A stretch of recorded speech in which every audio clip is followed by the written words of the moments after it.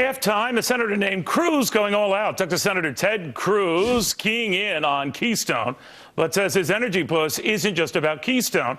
It's about an administration's reluctance to embrace the kind of traditional energy that's at the center of the debate on Keystone.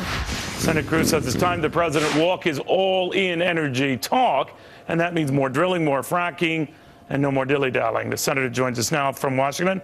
Senator, good to have you. How you doing? Neil, always great to join you. This isn't just about Keystone for you, is it? Explain.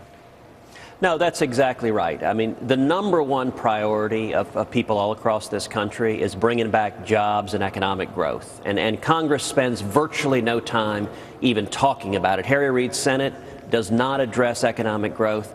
We have an incredible opportunity with energy to produce millions of new jobs. We're seeing an American energy renaissance right now because of private entrepreneurs and new technology. And today I laid out the broad outlines of a bill that I plan to introduce called the American Energy Renaissance Bill that will prevent the federal government from screwing it up, prevent the federal government regulations from stopping the development of our resources, and will also open up new land, new resources to generate millions of high-paying jobs, which is what Americans want and need. Now, the president and his people, as I'm sure you're aware, Senator, say they are doing that, and this renaissance is occurring under this president's watch, and that they are tapping all of these energy resources, including the ones you espouse, as well as energy or solar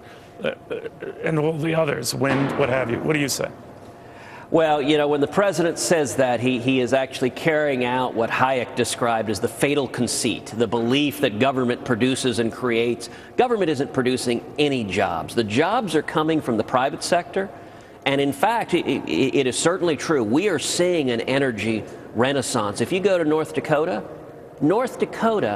has a 2.6% unemployment rate. North Dakota cashiers at Walmart are making $17.50 an hour. McDonald's is paying $300 signing bonuses because they can't even get kids to flip burgers because there's so many high-paying jobs in the energy industry. In Texas, we're seeing kids with a high school degree making $80,000 a year driving a truck. So the energy renaissance is happening. It's being driven by the private sector.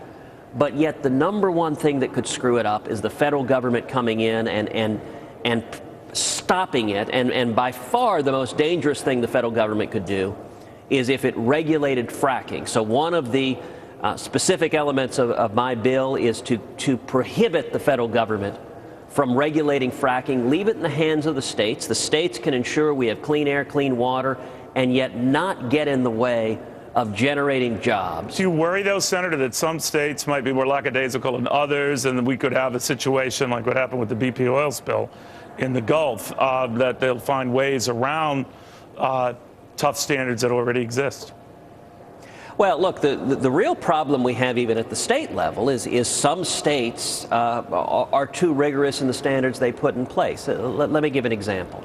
The Marcellus Shale doesn't end at the border between New York and Pennsylvania, but the jobs do. Pennsylvania is seeing, in western Pennsylvania, an explosion of jobs, good, high-paying jobs, working-class jobs, union jobs, and yet, even though those resources are in New York as well, the politicians in New York have decided, apparently New Yorkers don't want jobs. That has been the problem we have seen, is that rules have been put in place prohibiting us from using the resources we've got. And the potential is enormous. We're talking about millions of jobs that are being created and that can be created. And part of my bill also is to take the additional revenue that all of this will generate, all this economic growth will generate, new leasing on federal lands will generate, and pay it into a trust fund to pay down our national debt, because our national debt is out of control and it's irresponsible to our kids. But you do face an uphill fight in a Democratic Senate, as you know.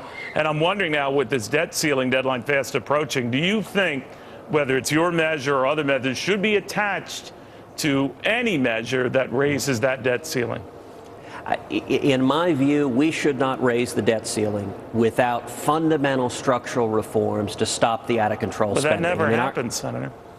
Well, actually, with respect, Neil, it has happened. The last 55 times the debt ceiling's been raised, 28 of them, Congress put significant restrictions, and some of the most successful structural reforms limiting spending have come through the debt ceiling. No, I didn't mean to quibble with that. I just meant that our debt has only gotten bigger, and our problems have only gotten more, entrenched. Yeah, no doubt, and the problem has been exacerbated in recent years. Yeah. 5 years ago, when Obama was elected, the national debt was $10 trillion. Now it's over $17 trillion, and it's larger than the size of our economy. And I think it's fundamentally irresponsible. And yet, Washington, President Obama, and the Democrats, they don't want to do anything at all to address the structural problems in our spending. Do you think that they think it's even a problem? I know you part company sometimes with the fiery words your own father uses, but Rafael Cruz told a group of Tea Parties recently, referring to the president's center, that he acts no different than that bearded guy left behind in Cuba. Do you agree with that? Well, actually, the comment he made there was in reference in particular to the president's abuse of power and acting unilaterally. Right, what my father was talking about is the president said to Congress, right, if Congress doesn't act, I will. And my dad's point is listen, our Constitution is meant to constrain how government power can be used. And this president, we've seen a pattern of lawlessness that undermines the checks in the Constitution and is fundamentally a threat to liberty. Well, and let me that ask is you, exactly if you become president and you poll very well, and then the small group who are mentioned as possible presidential prospects, and you were dealing, let's say, with a Democratic Congress senator, would you do the same thing that Barack Obama is doing, that you throw up your hands? It's so impossible to get past these guys that I'm going to take some executive orders into action of my own accord, and the hell with it. Absolutely not. Every president takes an oath to the Constitution. Now, to be clear, Neil, there are legitimate areas for executive orders. Executive orders can bind the executive administration. Article 2 of the Constitution gives the president the authority to lead the executive. But what President Obama has done that is unprecedented is when he disagrees with the law, he refuses to enforce it. With Obamacare, he granted a waiver to big business, despite the fact that the text of the statute prohibits it. He granted a waiver to Congress, despite the fact that the text of the statute prohibits it.